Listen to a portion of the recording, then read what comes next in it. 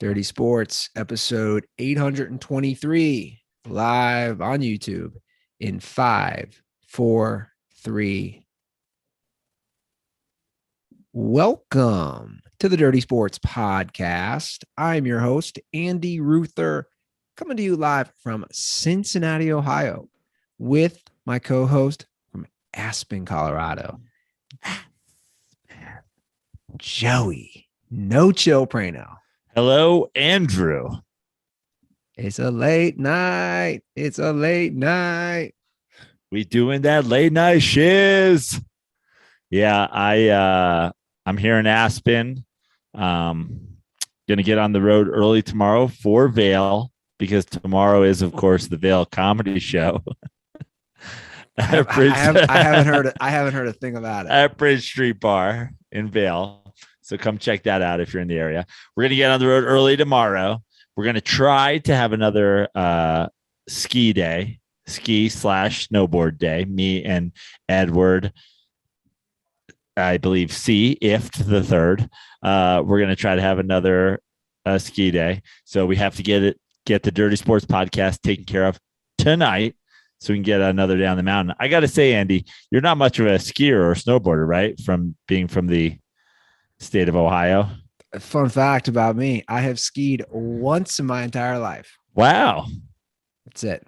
How old were you? I was in high school. They have a fake snow place in Indiana called Perfect North Slopes. So okay. Well, I got to say it was a bit for our skiing and snowboarding crowd, dirt balls, for our snowballs, as I will call them.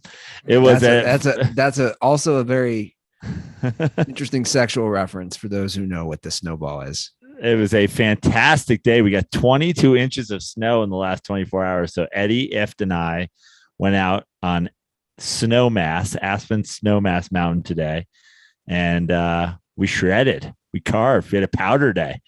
It's glorious. It's good to be back. 4 days, 4 of the last 5 or 6 days I've been on the mountain after 2 full years off of not shredding the gnar at all post injury. I feel good. I feel confident. And we out here spraying the pow. It's all about spray. I don't know if you know that, Andy. I literally everything you just said to me was basically speaking to me in Mandarin. Yeah. I don't know what you're talking about. It's all about spray. You know that. Yeah, that's what I tell the ladies. It's all about spray. It works in all forms of life. What are you drinking there, Joe? Oh, you know what I'm drinking, Andy. We're out here on a Thursday. It's not Thursday. Is it Thursday where you are yet? No, you're still about 20 minutes away. Yeah. But it's soon to be Thursday. And when people listen to this, it will be Thursday. And everybody knows what happens on Dirty Sports on Thursday. We talk about the greatest beer ever brewed, Miller Lite. We're going to hop right into that right now, huh? No, I'm just saying that's what I'm drinking out here. Okay. I was going to say, we can do our little ad read a little later. The Rocky Mountains of Colorado are enemy territory, but I've done work out here this week to infiltrate with the Miller Lite. That's good work. It's good work. Now, has it been sunny? Like Colorado's known for it's that nice weather as far as the snow, but also it's sunny usually. And it's been a little overcast. We had a sunny day. I guess that would have been sun day.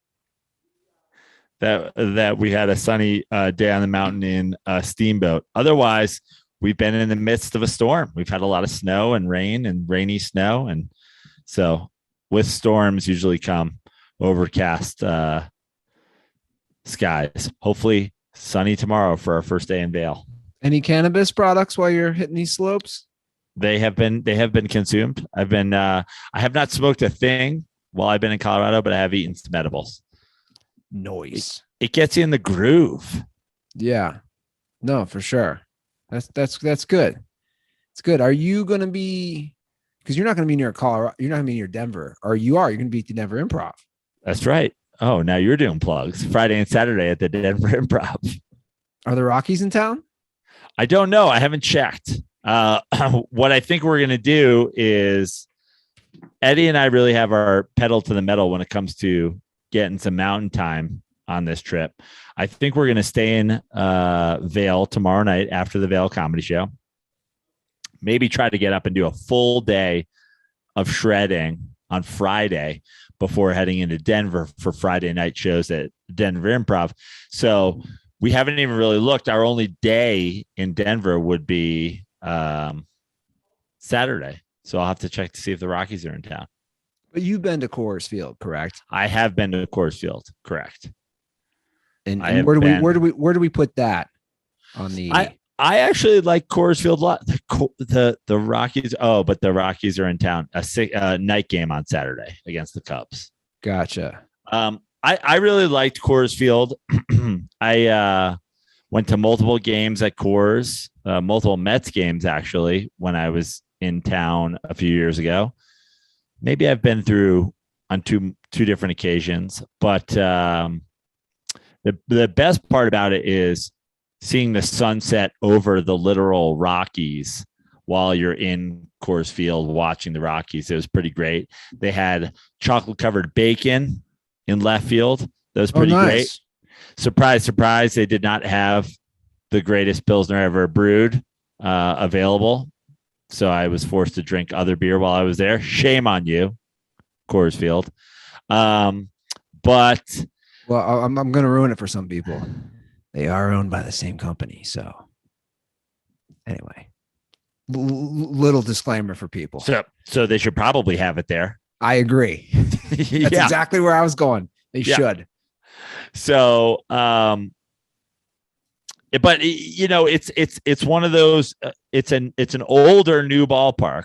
Sure, but it's an older new old ballpark. Obviously, Camden Yards started the throwback ballpark, which now essentially every stadium is a throwback to the baseball only ballpark as opposed to the multi-purpose. Can I hop in here real quick? What the hell happened to that 70s 80s era? What was going on with those? The Vet, Three Rivers, Riverfront Stadium, they all look the same. Essentially what they were saying is let's make a circular stadium so that a circle works for both football and baseball. You know, you see football stadiums, they tend to be more oblong. Baseball stadiums tend to be like, you know, much tighter. And they're like, what if we do gigantic circles? Those work for both. The worst era in stadiums history. But that's my point. I know what they were doing. I understand kill two birds with one stone, but but literally kill millions of birds with one stone because the AstroTurf was concrete and many players died on that concrete. Many Cardinals died on that concrete. Many Blue Jays died on that concrete. Many Eagles died on that concrete. They killed many birds with that stone. Can you imagine playing? Like it is crazy to think. Like playing on it. Like I did one high school football game at University of Cincinnati on AstroTurf that I remember. I mean, there's probably more, but it's just like it literally is concrete. Yeah, the old school AstroTurf. Like what were we thinking? Was concrete. And then you'd see you guys had it because you were in the same division. But every year when the Mets would go to St. Louis, they'd show me the camera angle from like down on the field, and you're just seeing heat waves, and they're like, it's 97 with humidity, it's 141 down on the field from the AstroTurf. Ozzie Smith's shoes are just melting. Yeah, he's doing backflips, and you're like, "Am I high, or are his shoes on fire while he's doing backflips?" No, he was just doing backflips because he didn't want to keep one part of his body on the field that long. He was like, too hot, put my hands down, put my feet down. And I feel like the Blue Jays just got rid of the AstroTurf like 3 years ago. Like, remember they were the holdout. The Canadians were just holding out. They were like, "We are not ready to get rid of this AstroTurf." Yeah, unbelievable era. Well. A stadium I might not be going to very much this year is Great American Ballpark. Yes, I know you. The lack of spending, the blatant I'll say the almost veiled spit in the face of the fans that happened all offseason wasn't enough. You needed what turned you was the blatant spit in the face of the fans that occurred multiple times this week. Egregious. Absolutely egregious. What the Reds COO, Phil Castellini, did. He's the son of Reds owner. Bob By the way, Castellini. doesn't Castellini sound like the worst pasta shape? Yeah, it does. I never thought of that. Like, you got penne, you got rigatoni, you got spaghetti, you got all that. It's like, oh, Castellini just looks like little pieces of shit. I never thought of that. I hate Castellinis. Well, a lot of the Castellini bolognese, just a meaty shit sauce. A lot of the Reds fans are not fans of the Castellinis right now. So opening day, I just want to set this up for people who don't understand it because I think this is important. Joe, opening day in Cincinnati is literally a holiday. I don't exaggerate that. The kids take off school. There's a huge parade that goes through downtown. People take off work. There's always a grand marshal. Yesterday, Barry Larkin led it. They get former players. They get celebrities. I mean, it's all the streets are closed. It's a huge ordeal, especially since the Reds were, the original baseball team. So for the original professional baseball team. Yeah. For the longest time, they were the first pitch, basically up until I think 1994 or 95, whenever it was. But anyway, my point is, it's a huge ordeal to the point of when I was in grade school, and I can't remember with high school, but the teachers would wheel in the TVs for opening day. Like I don't know a city who does that. It didn't matter what you were doing. We're watching the Reds play. And now this year for kids who had the TV wheeled in, it was like when I was in grade school and they wheeled in the TV for the shuttle launch. And then it turned out to be the Challenger, and we all watched it blow up and many people die. That's what was happening for kids this year in Cincinnati. The TV was wheeled in, and old shit pasta Bob Castellini. Phil Castellini, his son. Yeah. His offspring, Phil. His son said some things that especially went full Challenger shuttle. He did. And spit in the face, like you said, after a rough offseason of Cincinnati Reds fans. I have never, and you're not going to believe I'm going to say this. In all my years following sports, I've never seen an ownership or ownership group say something directly to the fans like this. I'll take it one step further. As bad as Mike Brown has been, I could be wrong on this. He's never said anything as demeaning to the Bengals fans, the fans of Cincinnati. Well, because the lack of spending by the Bengals, which has been, well documented on this show, is one thing. But they were never like, hey, have you thought about getting an indoor practice facility? And he was like, no, I don't, because I don't care about my team or our fans. If they don't like it, they can get fucked. Which is basically what he said. Essentially what the Red COO said. The Red COO on opening day, after the parade, I'm just going to play. This is the minute clip. This is on the local radio station where the Reds are aired, 700 WLW, the station of the Cincinnati Reds. Listen to this quick minute soundbite of the interview. That's the bottom line. Sloaney asked you about the quote, show a little faith in us, right? Yeah. And I saw you got right through the coals. So you have people who say, look, faith is earned, 15 years of ownership. They haven't won to the extent that we would like. And so you had my faith, but you've lost it. Why should that fan maintain trust in you? Well, where are you going to go? Let's start there. I mean, sell the team to who? I mean, that's the other thing. I mean, you want to have this debate. If you want to look at what would you do with this team to have it be more profitable, make more money, compete more in the current economic system that this game exists, it would be to pick it up and move it somewhere else. Yeah. And so be careful what you ask for. I think we're doing the best we can do with the resources that we have. We're no more pleased with the results than the fans. I'm not sitting here saying anybody should be. I'm not polishing any trophies in the office right now, and that's what we're here to do. But the bottom line is, and I do think we've had to shift the discipline. We've tried a lot of things that didn't work, and they came this close to working and didn't. Nobody's got to tell me it didn't work. You know what I mean? Yeah, I get it. So I think we've learned from those things, and trust me, Nick is okay. So when asked again about earning the faith from the fans, Where are you going to go? You know where we're not going to go? To the stadium, you asshole. That's where fans aren't going to go. But that essentially is everything that's wrong with baseball right now, right? Is the where are you going to go? But he has two questions in there. One, where are you going to go? Which is 100% right. The Reds are going to profit because Reds fans are still going to go to the ballpark, and if they want to watch baseball, they're going to have to go to Reds games. So that is essentially everything that's wrong with baseball. They know they can continue to make money whilst not putting a team on the field. Now, his second question is where he gave himself up, which is, who do you want to buy the team? It's like somebody who, what do you mean? 40. Yeah. Eddie's asking me about the, one basketball game. Eddie's asking me about the Kobe shot challenge, which it is the 6th anniversary of tonight. The question of who to sell to. How about somebody with a bigger dick than you who wants to spend money and have a winning baseball team?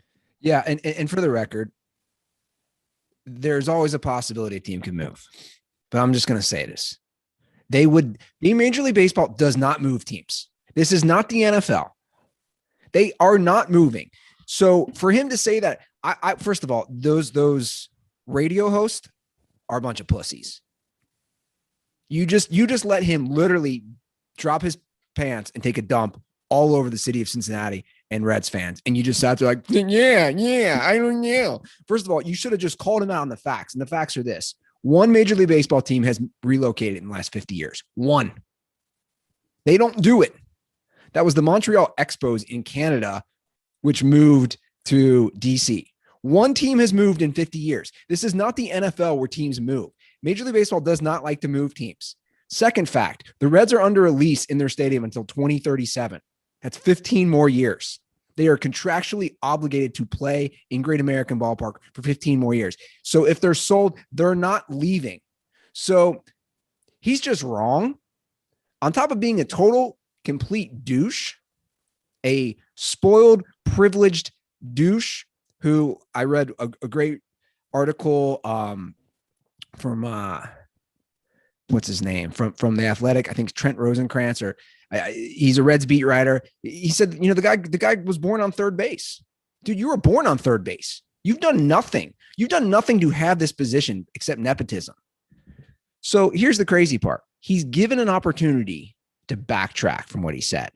Because not only is Joe, I don't know, you probably didn't see this. Phil Castellini, who no one knows, the CEO of the Reds, was a top 10 trend nationally on Twitter when this all happened. Like, this is what we're talking about.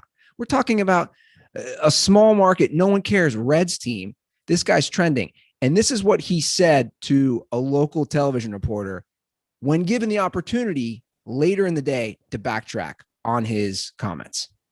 I don't want to put you in a tough spot here, but some comments from earlier this morning on the radio are making their rounds on social media.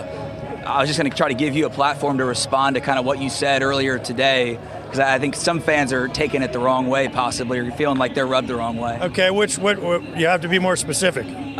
Just saying that, what else are they going to do? Well, the answer is, are you going to abandon being a Reds fan? Are you going to abandon following this team? We haven't abandoned it. We haven't abandoned investing in the team and the community. So the point is, how about everybody just settle down and celebrate and cheer for the team? You can hate on us all you want. We're not going anywhere. We haven't abandoned our commitment to winning and investing in this franchise and in this community. So the point is, stay tuned and be a fan. Celebrate these guys, and look what they did in Atlanta, and come out here and celebrate that today. So whatever the message was heard, what I mean is, stay loyal to your team and the players that give you 110% effort. What a bunch of shit. Well, it is a bunch of shit because it's a bunch of shit for multiple reasons. One, you have abandoned trying to win. You have abandoned trying to compete. The guys who have been there through the last few years, you made the deal. You made an offer to Trevor Bauer, and he came and he won a Cy Young, and you were like, fuck him. Castellanos, you made the offer. He came, he played well. Fuck him. Jesse Winker, you sent him out. Fuck him.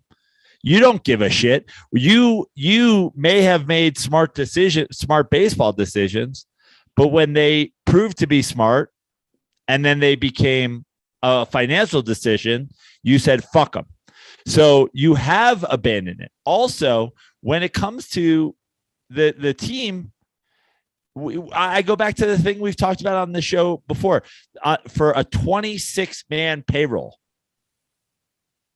as far as the 26-man payroll of the Cincinnati Reds, they're spending $79 million.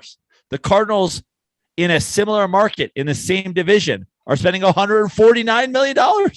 What about I will say St. Louis is technically bigger, greater St. Louis, which whatever. What is Milwaukee? Technically bigger, but it's not like we're talking about a difference. Yeah. It's not twice as big. It's not New York to Cincinnati. It's not twice as big, but they're spending twice as much money. Sure. Milwaukee's spending $122 million. The argument that you should just be loyal just to be loyal is the biggest load of crap that I've ever heard. For the record, all the Reds fans like myself, we love Joey Votto. We love Jonathan India. We think it's great that there's two young rookie pitchers. Tyler Stevenson is a second year. I think he's going to be really good. Their catcher. We love that. Dude, but to just say, hey, you should still show up. But it doesn't matter. First of all, it doesn't matter. Fuck you, dude. Actually, none of that I would be more upset about that than I would be excited about it, because like being a Pittsburgh Pirate fan or like being a Kansas City Royal fan, you're going to go watch Carlos Beltran win World Series for the Cardinals and be a contributing member of a World Series team on the Giants and be an MVP candidate for the Mets and be whatever. Who cares where he came up? When you're just going to let him go the same way you let Winker go. The same way. Oh, so now not only do you want me to invest financially, but you want me to invest emotionally in guys that you're going to let go because you don't give a shit. You're just a Pirates fan who now has to watch Garrett Cole pitch for the Astros and Garrett Cole pitch for the Yankees. It's ridiculous. Yeah. So I did a local Reds podcast this week. I did the Rally Cat podcast, and shout out to those guys. And we talk all things Reds, of course. And I was asked, this was before yesterday, over under 5 games you go to. And I said, look, man, I was pretty heated last month. As the season nears, I already know it's going to be over 5, but that changed. That literally changed just from yesterday. It's not, I don't know, outside of one bark in the park game with my girlfriend and Roscoe, like I honestly can't, how can I give money to somebody who just gave me and every Reds fan the middle finger? I've all my complaining about the Bengals and this and that, like this to me is different. This is completely different. Like I said, this is the biggest FU to Reds fans. And then to issue an apology last night after he saw all the backlash, a BS apology, a PR written, publicist contrived apology. No, dude, especially when you're the owner's kid who just got the position because you're the owner's kid. Dude, you haven't won. You haven't invested in the team, like you said. You haven't re-signed a Trevor Bauer or a Nick Castellanos or any of the other great players when they had them here. I mean, just think about all the guys that they've moved over the years. Cueto. I mean, I can just start going on and on. Guys that were good or really good. And he is right about one thing. I'll give you this, Phil Castellini. The economics of baseball are pretty jacked up right now, but don't cry poor. You know what he is? You know what they are? You're the guy who can't afford the Tesla, but you got the Tesla. Dude, you can't afford the team. Sorry. You got a bike rack on your Porsche. Yeah. I've said it before. I'll say it again. You got a bike rack on your Porsche. Maybe you could never afford a baseball team in the first place because there are people out there, and my team is fucking proof of it. My team is fucking proof of it. For decades, Mets fans are going, maybe you guys shouldn't own a baseball team in the biggest market in the fucking world. And then Steve Cohen comes in, buys a team, and he's like, hey, I'll sign fucking everybody. Yeah. I will give Max Scherzer more money per year than the Cincinnati Reds are paying their whole fucking 26-man roster. Because in the end, I have a regional sports network. I have a 8 million person city. I have playoff shares. I have World Series shares. I will make this fucking money back. But most importantly, what Steve Goat Cohen did is said, I have money and I want to win, even if it costs me money. Sure. Win at all costs. It's a saying for a reason. You get the you brought up the St. Louis Cardinals. The St. Louis Cardinals, you know why they can spend that money too? Because they get butts in seats because they constantly win. They constantly compete. I mean, dear God, how long is the old saying? You got to spend money to make money. So in this sense, the best fans in baseball. That's what they always claim, right? And the reason they claim it is because they don't have to go watch shitty teams. Yeah. It's easy to be a fan of a good team. It's unbelievable to me that someone would just say, oh, you're lucky you have us. And someone like me just says no, because you know what? There are minor league teams around here. There are colleges around here. I don't care, man. You know, it's a lot easier for somebody who was born rich to say, oh, you're lucky you have us and our $10 beers and our $5 cheese conies and our $6 slices of pizza or whatever it is. It's so easy for any sort of person in ownership to say that. And you know what? I hate to say this because, again, I do like the Reds and I do like their players. If they completely suck this year, and there's a good chance they will, I'm not going to feel bad. And I'm not going to feel bad when people don't show up. And the crazy part is this thing has done a 180, the whole city. I knew people at the game. Joe Burrow threw out the opening pitch to Zach Taylor, and Jamar Chase presented. Jamar Chase, Rookie of the Year. Jonathan India, Rookie of the Year. He presented India, the Rookie of the Year. They were smart to do all that. I guess after that pitch, they said the loudest the stadium was all day was all the Reds fans chanting "Who Dey." If only Randy Ruther could have been there. Randy. But my point is this. Who I believe is an Arizona Diamondbacks fan. I can't say for sure, but I think he is. Well, I know he won't be a Reds fan. My point is people will go elsewhere and they won't spend their money. If you don't build it, they won't come. James Earl Jones said that in Bizarro Field of Dreams. You know what I kind of want to do? You know what my dream job, one of the jobs I'd really love to do at this point would be the head of promotions and marketing for a Major League Baseball team. You know why, Joe? I think it'd be that easy to get butts in seats. Yeah. I really do. Because the bobbleheads are guaranteed to pack 75+% of the stadium. And you know what's crazy about the bobbleheads? They're normally sponsored, right? So like if I go to a Reds game with the Barry Larkin bobblehead, it'll usually be a local Cincinnati chain, like a La Rosa's Pizza or a Skyline Chili or a Frisch's, which is like, these are all restaurant chains in Cincinnati. So they're paying for the bobbleheads. Right. Like that's a prime example of why are there not more bobblehead nights? Why are there not more dollar hot dog nights? Well, there's a little bit of they have a little bit of value because of their rarity, right? Can't just have a million of them. But yeah, absolutely. Some like things like that. What they should do, and then we'll wrap up this discussion because everybody's probably also talk about since Cincinnati Reds suck so bad, they should do a promotion like parking costs as many dollars as runs scored last night. You know, go with the ground round parking structure. Or we do like a pregame. You get Phil Castellini. Remember the dunk booth? You bring back the dunk booth, but he has to go in chili. Yeah. And you line up fans and you do that. Throw literal pieces of shit at the shit pasta guy. It's unbelievable. What a way to ruin opening day.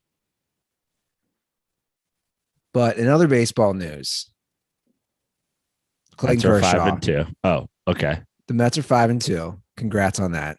Thank you. It's good to be king. Clayton Kershaw threw 7 perfect innings today, 80 pitches, 13 Ks, and he was pulled.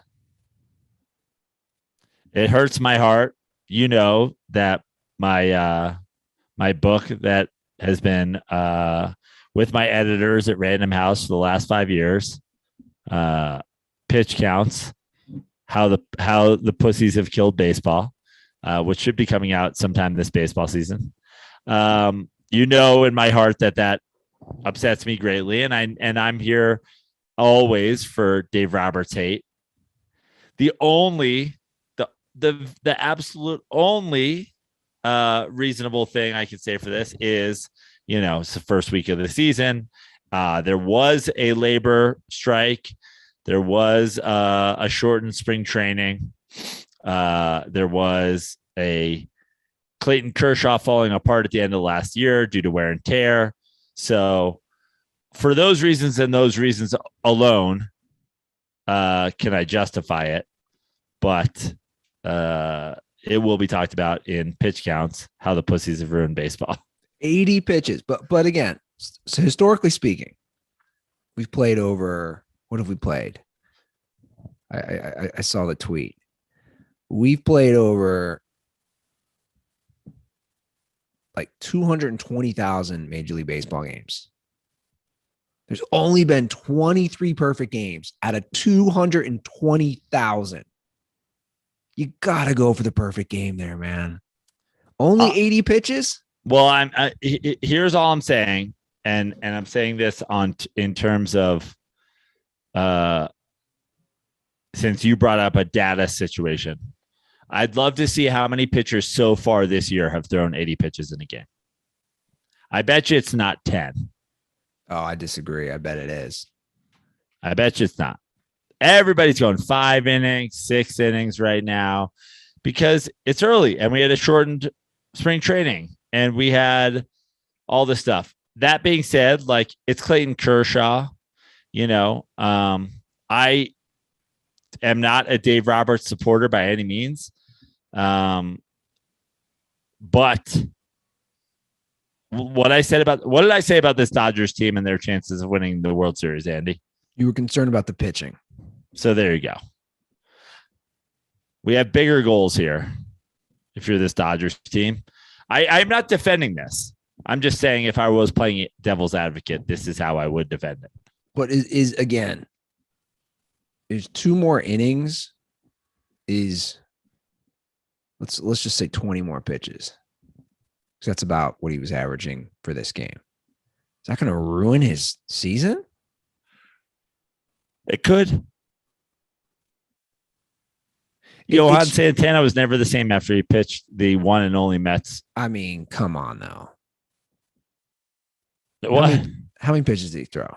I don't know. 120. He threw a lot that game, if I recall correctly. Yeah. I mean, you're going deep with me, throwing out the Johan Santana at me.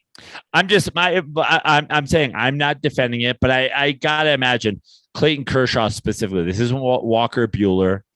This wasn't Urias. This is Clayton Kershaw, who was there before Dave Roberts, who's the face of the franchise for the better part of a decade. I'm assuming that there was some sort of conversation.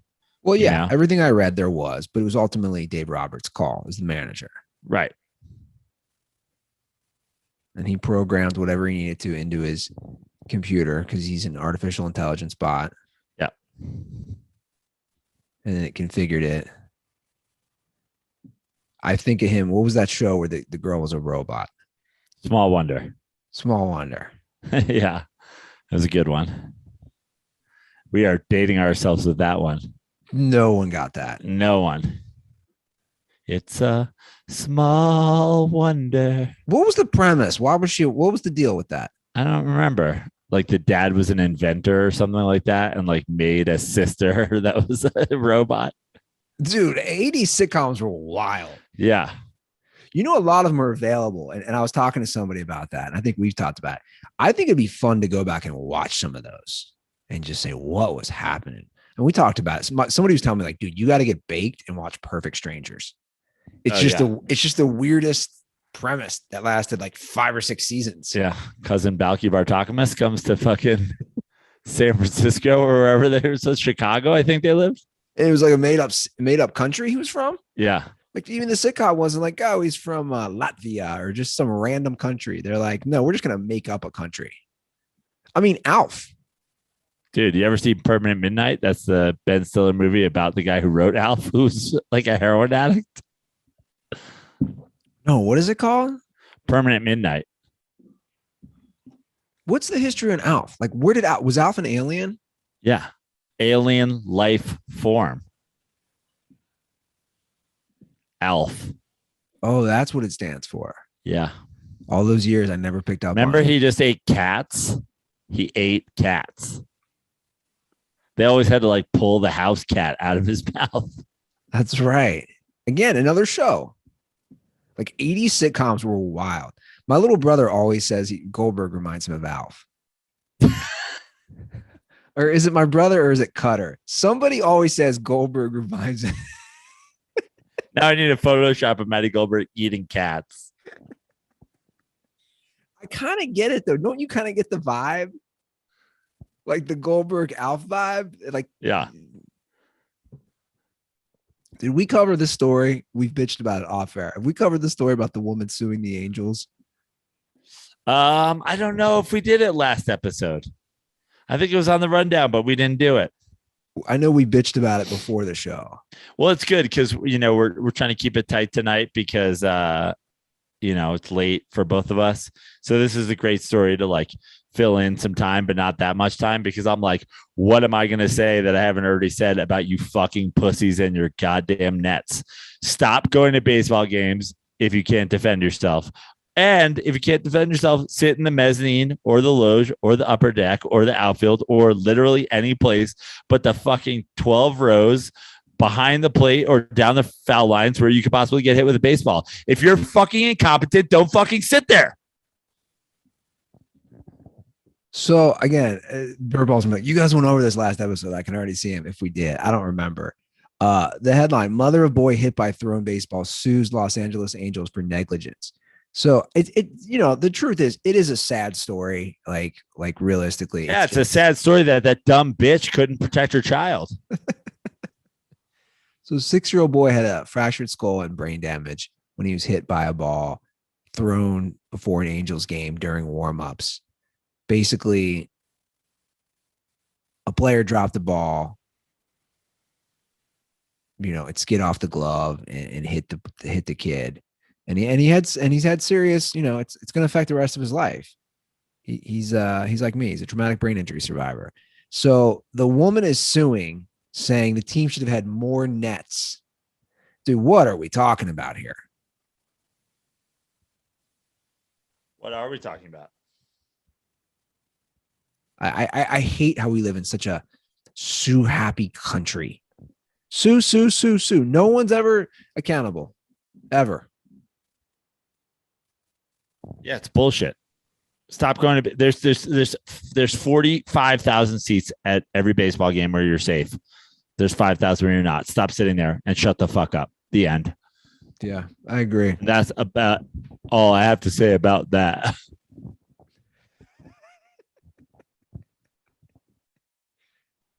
Forrest Gump, ladies and gentlemen. I hope people got that. Well, Joe, here's what I want you to do. We're both getting worked up from different ends right now. I want you to take a nice sip of that cold, refreshing Miller Lite. I will do that. Calm the nerves a little. Guys, if you like drinking beer with great taste, made from simple ingredients, Miller Lite is for you. It's for people who love the taste of beer. It's the perfect beer. While you're hitting the slopes, I will say, Joe, I should say afterwards, right? Yeah. You're relaxing with some buddies, rehashing the day. It's the best. Drinking a cold beer, cold Miller Lite, post some skiing. I had a cold Miller Lite in the hot tub. Après ski today. Wow. That's like, I almost said something that Miller Lite probably wouldn't approve of, but that's like being in heaven. There you go. I don't know what you're going to say, but I'm glad that you did a nice audible on that. Guys, Miller Lite has that malted barley, which gives it the rich, balanced toffee note flavors and the golden color you know and love. Just reading that should make you want to drink a nice cold one. Since 1975, Miller Lite has been beer with taste you can depend on. No games, no gimmicks, just a great beer for people who like beer, people like you and your friends. Miller Lite, great taste, 96 calories. Go to MillerLite.com/dirty sports to find delivery options near you, or you can pick up some Miller Lite pretty much anywhere they sell beer. It's Miller time. Celebrate responsibly. Miller Brewing Company, Milwaukee, Wisconsin, 96 calories and 3.2 carbs per 12 ounces. You know, next time you're doing that, you should get a selfie or have someone take a picture, Joe. You're absolutely right. The Dirtball, they submit great pictures while drinking a Miller Lite. You know, we should return the favor a little. That's why Dirtballs are the best. Yeah, they really are. Have you had a chance to watch any of these NBA play-in games? I watched the 2 games last night. I watched both 7-8 games. I watched a little bit early on of the Hawks Hornets, and then I watched a few minutes the first half of the Pelicans game where my boy CJ3J McCollum went off. I believe he had 27 in the first half, 28 in the first half. Yeah, I was watching. Yeah, 27. It's going off. You love to see it. So Pelicans will now play the Clippers for a chance to make the playoffs, and the Hawks will play Cleveland. The Nets looked good. Kyrie looked good. The Timberwolves look real good. Well, I did you see social media? Did you see the celebration? Did you see NBA? Pat Beverly? TNT? Is that who we're talking about? Yeah, the whole thing. There were so many funny tweets, the celebrations. Well, Pat Beverly's a lunatic. I know, but it wasn't just him. It was the hugging, the kissing. I mean, look, guys, I know Minnesota has not had much to cheer for, but it was pretty funny. And I don't know if you saw the TNT crew was just roasting them, roasting them. Yeah. Because it is ridiculous. It is ridiculous to celebrate like you did just for making the playoffs, winning a play-in game. But I feel like that was all driven by Pat Beverly, who obviously has a beef against the, his old Clippers team. And obviously took it a little bit over the top. But like, what do you have? 7-8 points that game? Yeah. Like, that's an even funnier part. Yeah. Like, yeah.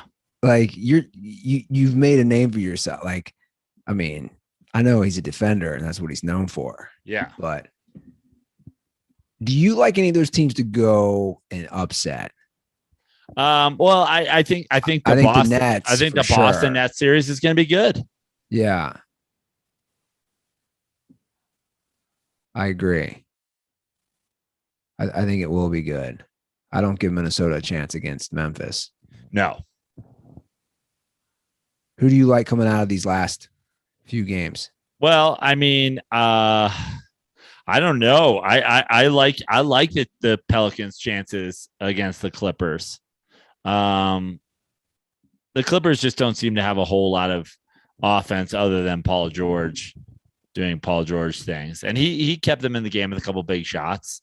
And then, I mean, Atlanta, Cleveland, I don't think it matters for either of those teams against the 1 seed Heat. But, I kind of like Atlanta a little bit. Yeah. Well, they had because Cleveland's been spiraling. Well, Atlanta had a good team effort tonight. And Trae Young seems to really play well come playoff time. He is a guy I completely missed the mark on when drafted. Yes. I specifically remember the episode with Tug. I think you were gone. I was like, this guy, I don't like him in the NBA, yada, yada, yada. He's a college player. Me just running my mouth. The curse just. He's probably an all NBA player this year. Yeah, the curse just gave me an uppercut. I was critical of his hair. Yeah. His hair is still very bad, to be fair. Yeah. He has overcome it, though. Well, he has. But like they're a team after last year's run to the Eastern Conference Finals. They're a fun, exciting team. Like, yeah, I'm saying if you're a basketball fan, and you want them going into the playoffs, not the Cleveland Cavaliers. Sure, and they could be problematic for the Heat, not thoroughly, not to the point of probably taking them to a game 7 or anything like that, but they could be problematic. The Nets more so probably problematic. I mean, I think the Nets Celtics matchup is the most interesting. Celtics team that, in the second half of the season has been great, and it's been all about their team defense. But team defense is great when you have to shut down another team. But the Nets offense is entirely based around two guys that are walking, talking buckets.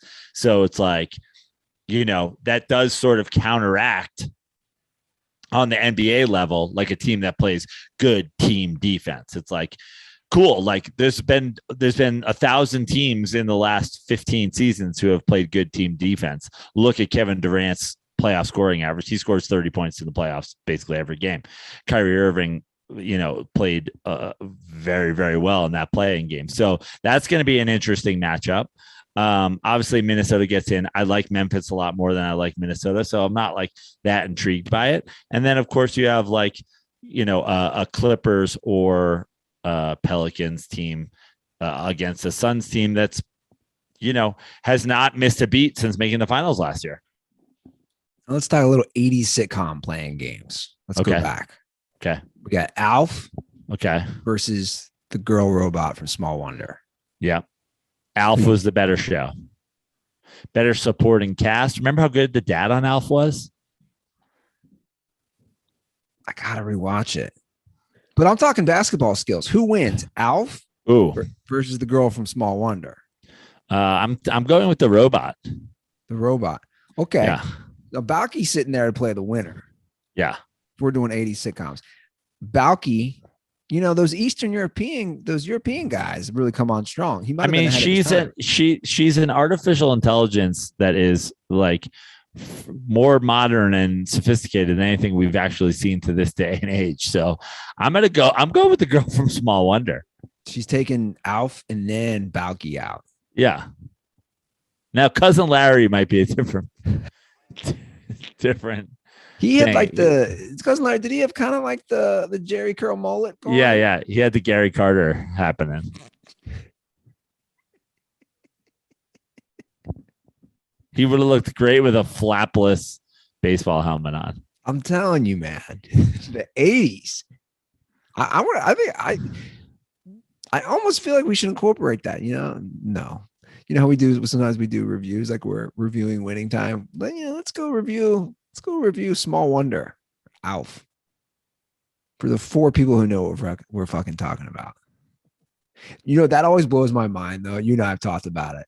When like a clip suddenly hits Twitter that like people like us have known forever, whether it's trying to cancel somebody or just like this, like a pop culture thing. And some 17-year-old kid's like, did you know this existed? And we're like, yeah, we watched the show for 5 fucking years. Yeah. It was on Sunday night on ABC. Did you know this existed? Like it blows young kids' minds that like this stuff happens. You seen how they treated this Mr. Belvedere? I mean, he was like a white slave. Mr. fucking Belvedere. Remember, there was just like a Midwest white family that was not royalty that had a butler. Yeah. What's the fucking history? What's the storyline there? Wasn't the dad on that one Bob Euchre? Wasn't Bob Euchre the dad on Mr. Belvedere? Yeah, Bob Euchre, the king of the Miller Lite campaign. Yeah. Bob Euchre got as much money as I do from hawking Miller Lite. You can have your own Scottish butler. By the way, I'll take Mr. Belvedere backing down Small Wonder in the paint and just hammer dunking on her. Belvedere 6 seasons, man. So the premise is they get English butler, while the father, I gotta remind. So Bob Uecker is a busy sports columnist. Yeah. And the mom is a homemaker and a law student. So they can afford a butler? Yeah. 6 seasons on ABC. It's unbelievable. I mean, I think I just, I'm not going to watch any sports now. I'm just going to watch 80 sitcoms for the next. This is what happens when your team just decides they're not going to compete. You know what? Yeah. Fuck it. I'm not going to watch the Reds. I'm going to watch Mr. Belvedere. Yeah. Phil Castellini, when he says, "Where are you going to go?" To Mr. Belvedere's house, dude. That's where I'm going. You're not in charge of me, Phil Castellini. You know who is in charge of me? Charles. Another one. Another one. Charles in charge. Remember when they just fucking changed Charles in Charge's family in like the middle of the second season and no one blinked? The whole family. The whole family. The whole family sells the house and moves out. The only thing that retains is the Manny. Yeah. This isn't an Aunt Viv Fresh Prince situation. No. They changed the whole family. It's a reverse Aunt Viv. Only Aunt Viv stayed and everybody else left. Only the psychotic, conservative, nutbag babysitter stayed. Oh, man. I used to crush so hard on Nicole Eggert. Yeah, and then you got to see the movie where both Corys fucked her. Wait, what movie was that? Blown Away. I don't think I've seen that. Ruther, where have you been? What is Blown Away? What? The 1994 film? Wait, what are we talking about here? We're talking about a movie that is literally famous just because the girl from Charge in Charge gets fucked in it. Are you talking about? We're talking about the same movie? No. There might be two Blown Aways. Is there a Blown Away with like Tommy Lee Jones? Dude, there's one with Tommy Lee Jones and Jeff Bridges. There's another one. Put in Blown Away, Nicole Eggert. Man, you learned so much in this show. By the way, the Blown Away with Tommy Lee Jones is actually pretty good too. This is a TV movie. Movie. Teenage beauty tries to convince her new boyfriend that her father murdered her mother and that he should die too. It's called Blown Away, right? Yeah, it's Corey Haim, Corey Feldman, like you said, the two Corys, Nicole Eggert. Two Corys, one Eggert. I mean, again, I know exactly where I'm going. Forget everything, every other reference Andy Ruther made in the 80s and the 90s. Everybody needs to watch Blown Away, not the one with Tommy Lee Jones. Like, also, I guess watch the one with Tommy Lee Jones too. Comedic purposes? What are we doing here? No. Did you watch Wild Things for comedic purposes? Oh God, I rewound that scene, the pool scene, so many times. I was in high school, so many times. If you listen to the pool scene, my buddies and I watched it so many times. What we couldn't get over was at one point, Matt Dillon goes, "Oh yeah," like it's so creepy how he says it. I wonder if I can pull that up. Like it's we are off the rails when we do the evening episodes, dude. I mean, okay. I'm gonna play. I'm gonna see if we get the "oh yeah" in here, or maybe this is when they we're about to get dinged by YouTube. Maybe this is when they go back to the house. Should I not play it? I gotta play it.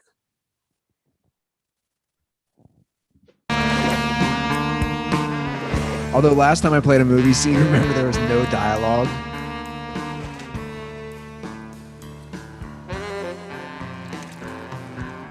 No, this isn't even the right clip. God damn it. I'm the worst at this. You know how Joe Rogan has his Jamie? Like, we need a Jamie. I mean, this was just going to be, what's her face? Denise Richards popping out. of course YouTube doesn't have. I'm trying to play a sex scene. Wait, what am I thinking? They're not going to have a sex scene on YouTube. No, they're not. Well, my night's been ruined. I have to watch that later. Well, watch Blown Away. You're welcome. I'll have to check it out. Either version, I guess. It's funny that those were made within a year apart as well. Yeah. No, because that was the thing back in like 94, 95. You'd be like, bro, have you seen Blown Away? And they're like, yeah, Tommy Lee Jones does like a weird like Irish accent. It's like all set in Boston and nobody in this movie is from Boston.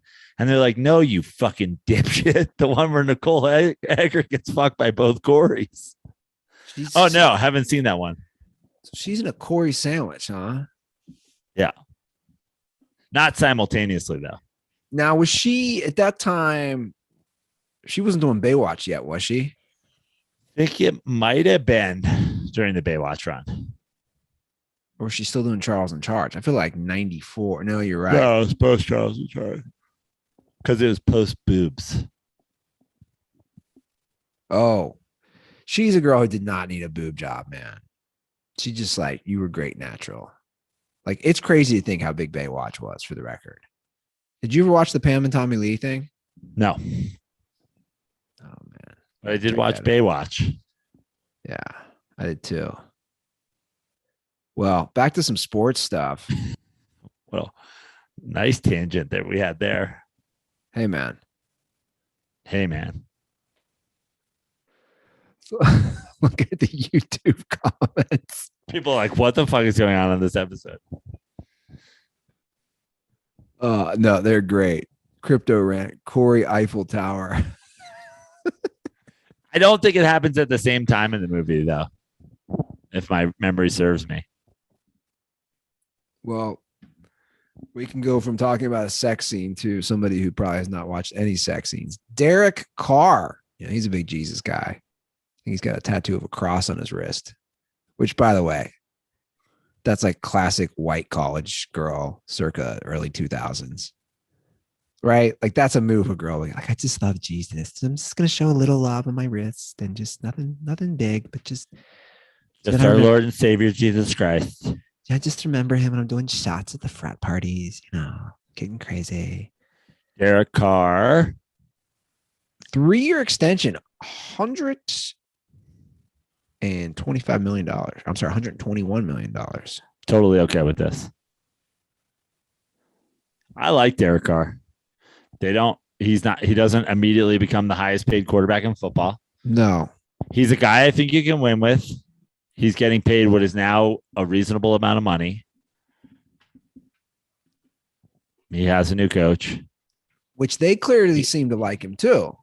Yeah. I like Derek Carr. I do too. And he's underrated. He's underrated. He's the longest tenured quarterback now in that division. I think, you know, he threw the most interceptions last year, but he also threw the most yards that he's thrown in his career. I think how they weathered that storm last year of their coach and their players, you know, I mean, it was a lot of shit, and they still made the playoffs, and they still were 12 yards away from tying with an extra point, tying the Bengals to take that game in overtime. Like, my point is a Bengals team that went on to kick the shit out of multiple teams on their way to the Super Bowl. Well, not really, but. Well, really. The Bengals won on a last-second field goal their next game and won in overtime against Kansas City. I'm just saying. What was their next game? Who did they play in their next game? Tennessee. Oh, right. The Bengals were always in close games in the playoffs. Yeah, but regardless, a team that made the Super Bowl. My point is this. The Raiders showed resilience all year. And obviously the most important position is the quarterback. He's the leader. I like this as well. I think how long have I been on the Derek Carr train? You've been on it for a long time. Derek Carr, underrated. I'll leave it at that. I agree. I think he's underrated. And I think they're going to surprise some people.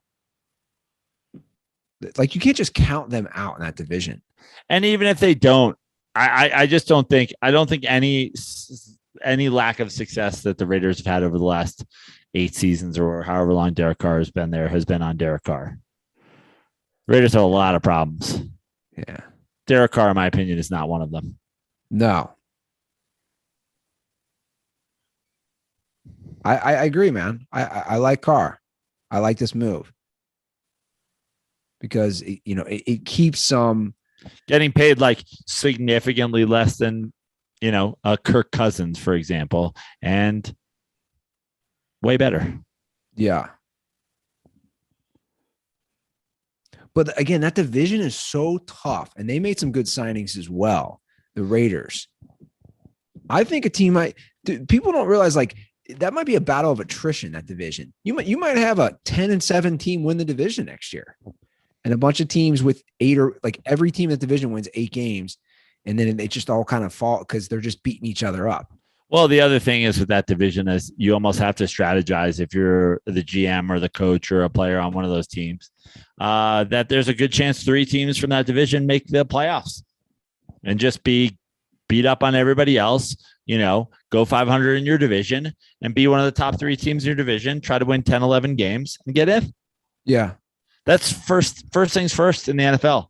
Get in. Who cares if you're the first team in your division, the second team in your division, or the third team in your division? Unless one of you is getting the bye, just get in. Yeah. We're going to have 2 Jesus Bowl games next year in that division with Russell Wilson and Carr. Yeah. Who loves Jesus more? We're going to find out, whoever wins those games. That's going to be the deciding factor, I think. And what about when there was only one set of footprints, Jesus? Well, that's when I was watching Broncos Raiders. You selfish piece of shit. Dude, the draft is right around the corner. Yep. When is the draft? End of April? April 30th. I'm sorry. 2 weeks? Starts the 28th. 2 weeks from officially today. By the way, I'm dressing up as the Easter Bunny again this year for Easter. Nice. I just hope my brothers, when I dress as a creepy Easter Bunny and I take the time to do an Easter egg hunt, you can't tell the kids to just throw shit at me like the older kids. Like, I can't see out of that goddamn outfit. Yeah. Seems rude. It's a little rude, right? Yeah. Take a guess who the ringleader of that was last year. I mean, nobody was throwing shit at Alf. No. He was in a costume. It was hard to see. Maybe I'll dress as Alf. Yeah, do that.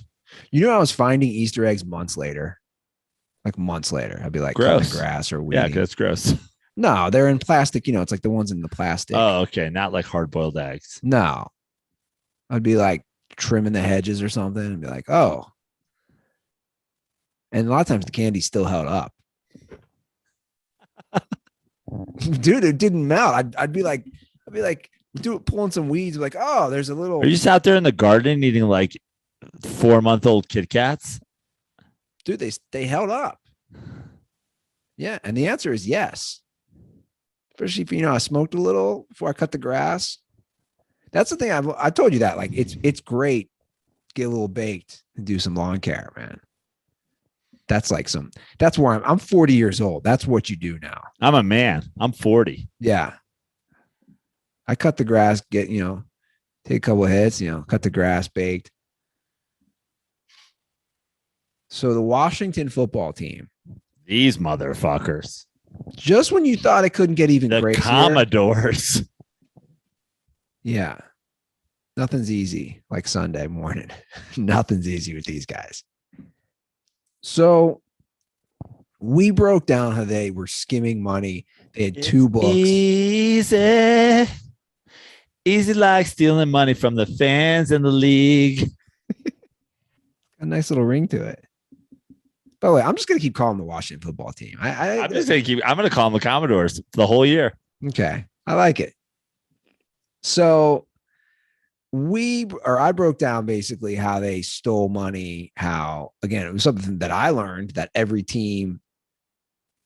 away team gets, or 40% of the home games are divvied up amongst the 31 other away teams. Anyway, something we learned. Schneider and his whole posse had 2 different books. So they've been investigated. Something I love about this show is you always call him Schneider. Like he's the fucking handyman on one day at a time.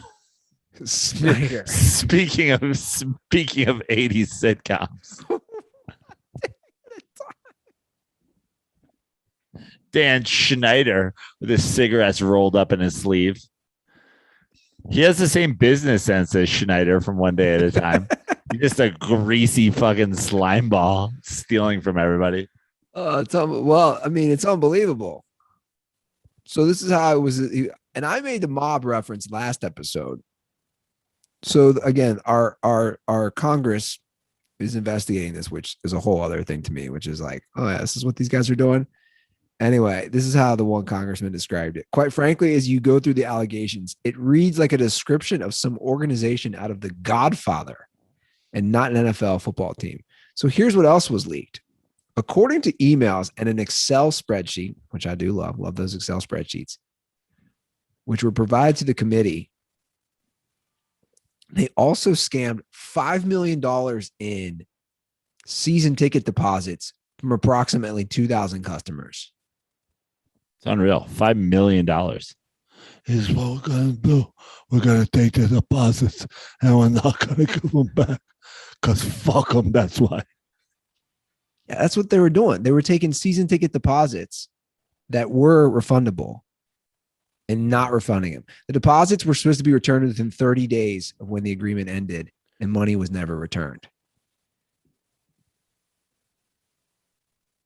So they made it very difficult. You come to me on my daughter's wedding day asking me for your deposit.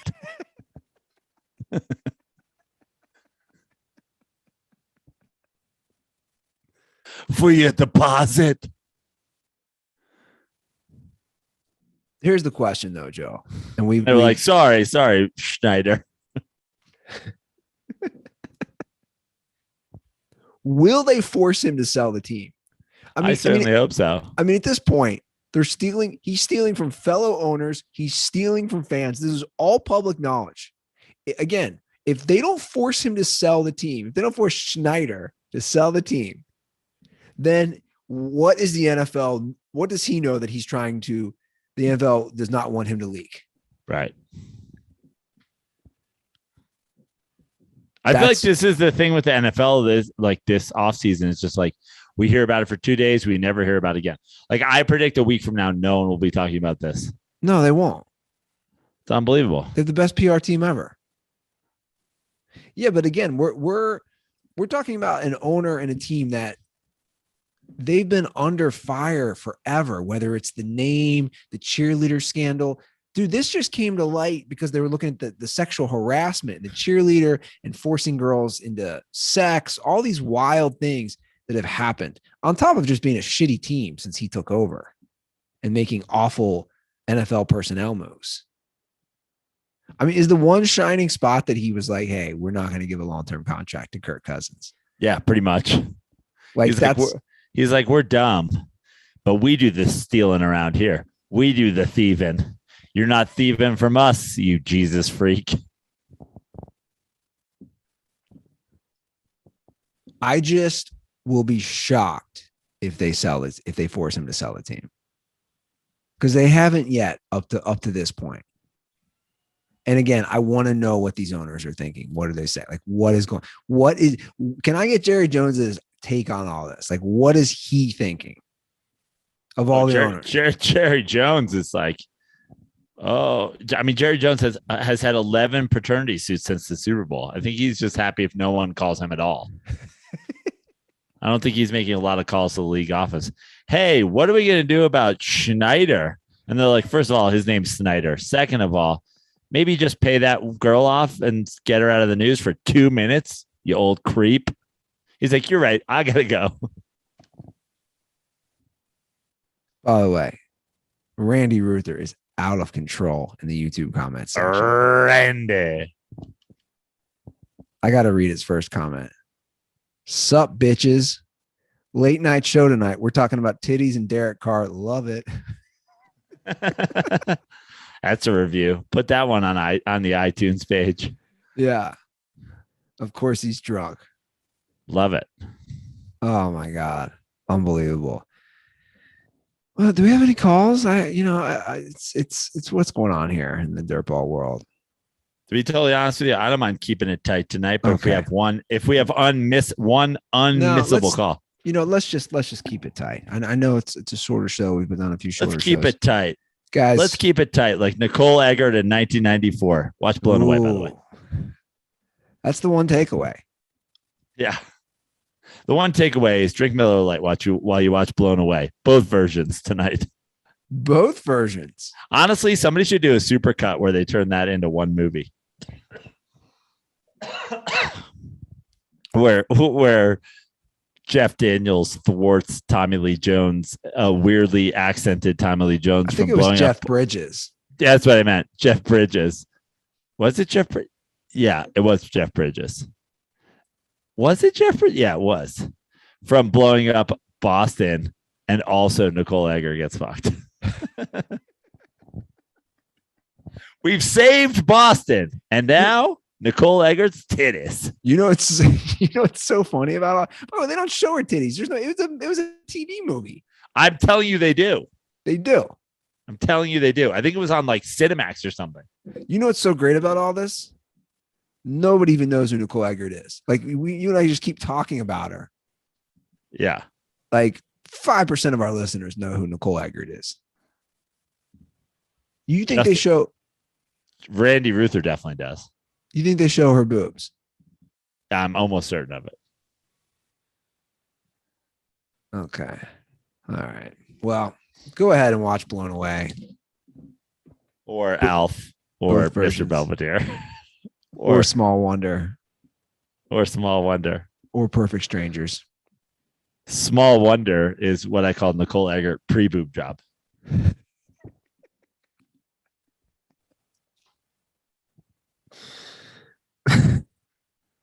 Dude, she had a great body. I'm telling you, she was one of those girls. So, I'm just saying, ladies out there, you don't got to overdo it. But, Pamela started the whole thing off. I'm just saying. We are on Twitter and Instagram at The Dirty Sports. You can also leave us reviews on Apple. You can leave us 5 stars if you like the show on Spotify. You can send me your review or leave me a call, how you feel about either version of Blown Away, 310-359-8365. Joe is also follow me on Instagram at Joe Prano, TikTok at Joe Prano, all social media at Joe Prano, except for Twitter where I'm at Fix Your Life. But I'll tell you where else I'm at. Shows in Colorado tomorrow, Friday, and Saturday. Vail tomorrow or today, depending on when you're listening to this. Denver Improv Friday, Denver Improv Saturday. I've got a show at the Soho House in LA in the one of the 2 nights I'm back home. And then I've just started adding New York dates. I already added 2 stand dates for my trip to New York. So if you're going to be in the New York City area, come see me at the stand and elsewhere as I add more. Well, while we're talking, it's unbelievable. First of all, Randy Ruther sent you and I a picture holding up a drink to the Bengals indoor practice facility. Again, he's drinking to an inflatable indoor practice facility. Shout out to her. He's drinking a clear drink. Yeah. Which is obviously in honor of the non-existent Bengals indoor practice facility. On top of that, I just got a text from a Hall of Fame dirtball, which seems like to be the link of the video of the Nicole Eggert sex scene. Yes. Was that from Jesse Stanga? I wasn't going to say his name, but yes. The original Hall of Fame dirtball. This better not destroy my computer, bro, because I'm going to watch it the minute the show ends. All right, guys, that's our show. I think we've covered it all. I don't know what else to do. This was quick, easy, and we're going to be out of here. Love it. But we hope you guys enjoyed it. I know I did. We'll see you guys next week. Enjoy this holiday weekend. I'll be the Easter Bunny. And as always, stay